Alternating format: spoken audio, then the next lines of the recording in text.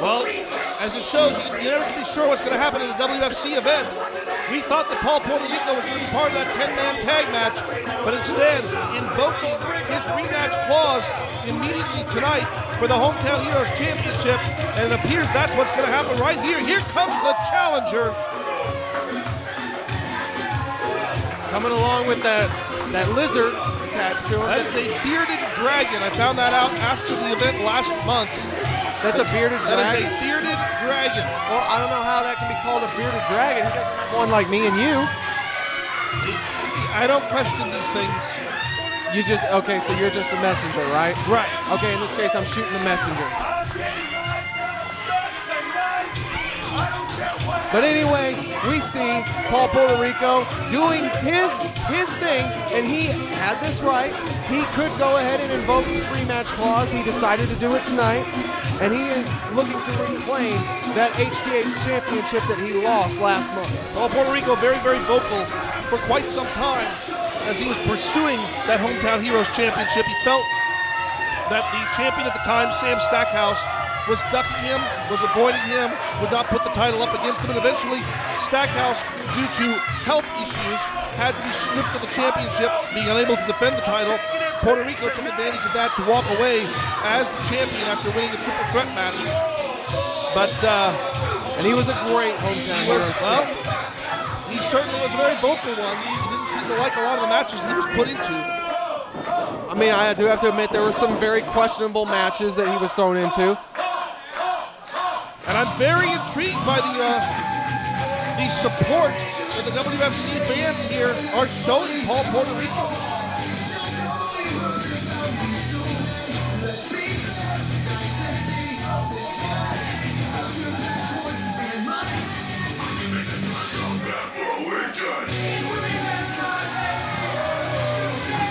And there is your new Hometown Heroes champion. The one-hit wonder himself. The predicament, Aaron Anders. The 2016 Ryder Herring Memorial Cup Tournament winner. Oh, definitely, yes, he is the Hometown Heroes champion. Some would say that he earned it fair and square, and he was a fighter. Oh, Puertorico from behind. Not going to give him the opportunity. Oh, look at that. He's holding that champion. And right across the forehead with the title belt. Right before the match even begins, Paul Puertorico showing us a more aggressive nature side of him. That's what he's wanting. That's what he invoked his rematch for, so he can reclaim that championship belt. Paul Puertorico doesn't want to waste any time here. Puertorico taking it straight to Aaron Anders. He's going to be brutal. He's going to be savage. Oh, man. Good Lord, did you hear that? I heard it and I felt it. And I'm sitting over here in the commentary booth with you, but nonetheless, I can feel that chop resonate across the chest of Aaron Anders as Anders bounced off the support pole. This is more aggressive Paul Puertorico. Yeah, this Paul Puertorico doesn't, he's not playing around. No, he's not. That title, you can see right here just how much that championship meant to him. Look at that. He's using the guardrail for almost a stretch hold maneuver right there on Aaron Anders. Almost a chin lock variation with the guardrail. I have never seen this side of Paul Puertorico before. We heard him moments ago in the backstage interview there, and he said that this 10-man tag main event that we have coming for you later, this was not his priority. This is not what he wanted. What he wanted was around the waist still of Aaron Anders, so he invoked the rematch clause, and now the match is officially underway, and it could be over that quick. Yeah, it almost was. I'll tell you this, Travis. Paul Puertorico is the single most veteran competitor on the WFC roster. I remember when I first came around professional wrestling in Oklahoma in 1999, Paul Puertorico was already on the main roster at a company called OPW. He's been around that long, and you want to talk about viciousness, you want to talk about aspects of Puertorico's personality and tactics that we haven't seen. That's because those veteran mentalities tend to hide those things until they're needed the most. And right now, Paul Puertorico feels that he needs to become this super vicious person to take back that championship. Well, I think he definitely does. Oh! Aaron Anders giving a receipt straight back from that chop that we heard earlier on the outside. Reversal of the Irish whip now. And you're right. a true ring-savvy veteran is going to pull every trick out of his arsenal when it is needed most. And I think Paul has channeled that inner fire, that inner passion that he may have been short-sighted of when he faced Aaron Anders last month. Paul Puertorico has faced off against some of the best, not just here in the United States, but he's competed down in Mexico as well for AAA. Paul Puertorico is a long-time veteran competitor, and Paul Puertorico right now is going to do whatever it takes to bring that championship back home as he pounds right across the chest of Aaron Anders while stretching him out in a variation of the camel clutch. Now, Puertorico, no, just a little bit of mind games, a little mental manipulation there. Not giving the crowd what they were expecting, deciding to halt. And not giving Aaron Anders what he may have been preparing and trying to brace himself for either. No, Aaron Anders, I think is, when you think about it, Aaron Anders really hasn't been on his game at all. He got caught from behind when we saw at the beginning of the match. We saw the brutal onslaught that took place on the outside, how long it took them to get in the ring to begin with, and Aaron Anders really hasn't mounted any sort of offense in return except for a few chops to Paul Puertorico. This match has been all Paul. That's true, 95% Paul Puertorico right here.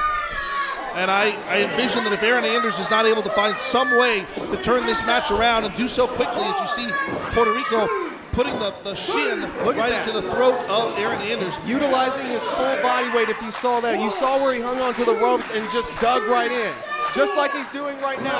And again, Puertorico looking J.J. Heffley straight in the eyes and counting along with him. He knows how long he's got. He knows what he can get away with before the referee disqualifies him. But he's got to be really, really careful not to cross that line, because if he gets disqualified, that's it. And then it's back to the back of the line as far as challengers for that Hometown Heroes Championship goes. And look at this, we're seeing Aaron Anders now coming back with his first shroud of offense. But as quickly as he came out with that offense, as quick as it turns around, right back in the favor of Puertorico. Puertorico has definitely been on his game from the start and even before the bell even rang. Paul Puertorico can't take nothing away from this attack that he has done on the champion right now. He is dead set determined to get that title back. Puertorico now hoisting Anders up into the corner, positioning himself up top there. Could be going for a Hurricane Rana, if you will, but Anders definitely familiar with this from Puertorico, trading shots on that top rope. Oh, and finally Anders looks to have the match going in his favor. And now as Anders positioned himself on that top turnbuckle, he's having a little trouble catching his balance. But off with a diving headbutt. Using your noggin for the victory right there. We see Anders going in for a cover. We have a 1, we have a 2, but only a 2.5, says the referee. And I want to point out something interesting. Traditionally, that move is done head to head. Anders didn't aim for the head, he aimed for the lower groin, the lower stomach area, as if he knows perhaps that there's a weakness down there that he's going to be able to take more advantage of rather than the traditional head-to-head connection. Absolutely, but now look at this. Once again, Puertorico throwing those elbows, those nasty elbows, and a variation of a stunner. Stunner by Puertorico. Could this be it? Puertorico rolls over Anders, hooks that leg. There's 2 and somehow. Just barely though, just barely. Aaron Anders barely getting that shoulder off of the mat. Paul Puertorico looking shocked. I think he expected that stunner to do the end of Anders and reclaim his title with that maneuver. This is one match that I don't even know if Aaron Anders expected this. Anders breaks it! Uranagi suplex by Aaron Anders drapes that arm over. But no! It took so much out of Aaron Anders, who's had so much taken away from him already in terms of energy, and it took so much to just position that arm over the prone body of Paul Puertorico. There was no way for him to hook the leg. There was no way for him to cinch anything in to make sure he could capture that victory right there. And Anders now. Is he going? Nah. Is this the WFC elbow? It is! Hey! The Hometown Heroes elbow, I guess you could call it. And it's man. Well, while it may work for others, and one specific other, it did not work for Aaron Anders tonight.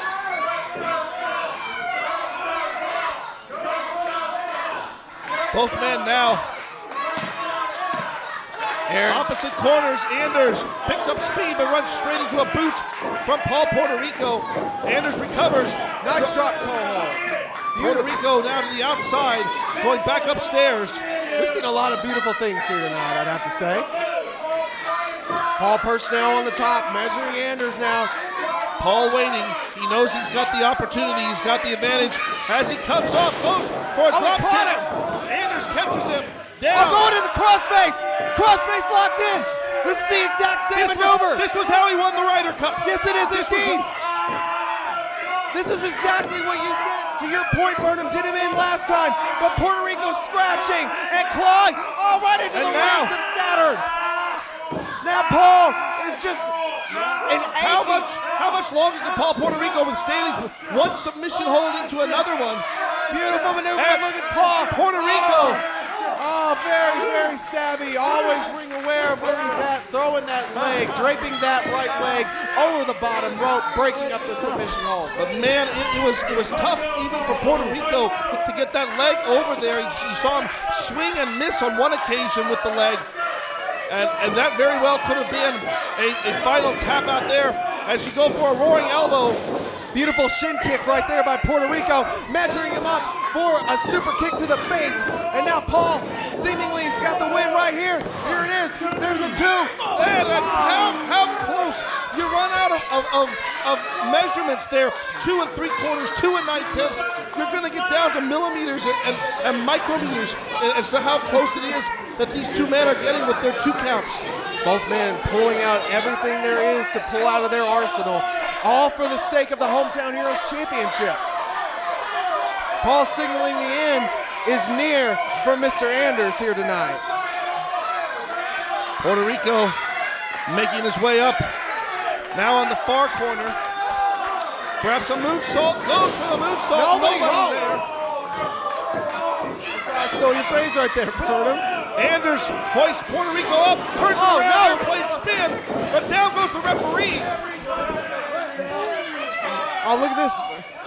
Aaron Anders went over to check on the official. He swung. Oh, but look at this. Look at this. Puertorico has grabbed the championship belt. This is the second time. Now going into his bag. We don't know what's in that bag. But whatever it was, it's not going to be used this time. Anders, what? Oh, the referee caught him. Anders was going to hit Paul at the belt. Oh, come on. Beautiful, smart, strategic maneuver. That's the cover. Ladies and gentlemen, that is game. That's set. And this is match.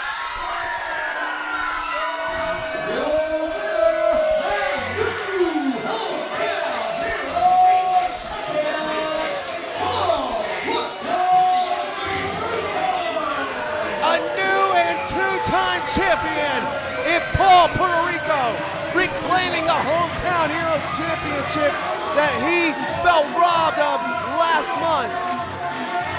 Paul Puertorico, the veteran competitor, reached deep down into the bag of tricks, and what was down in that bag of tricks was a bag that he brings with him to every match that he competes in. That bag was the turning point in this match, and you see the result right there. Puertorico, the new 2-time Hometown Heroes champion. You may not like the tactics of him, Burnham. You may not agree with the strategy, or you may not even agree with how he did it, but the point is he did it. He picked up the W when it mattered most, and he got back what he said he was coming for. He is the Hometown Heroes champion for the second time. He is the winner, and he is Paul Puertorico. Aaron Anders fought so hard to win that championship, and all to have it just stolen from him. I'm going to say stolen from him. Well, Paul Puertorico signaling, I guess, maybe some level of respect. But nonetheless, Puertorico with the use of the foreign objects in order to gain the championship. Indeed, but you know what, Burnham? Even Paul Puertorico knows that Aaron Anders gave him a fight. And so he did. I think he showed him a semblance of respect there. But at the end of the day, respect is, sure, it's there. But right across that man's waist is what matters. The HTH champion is leaving with the W.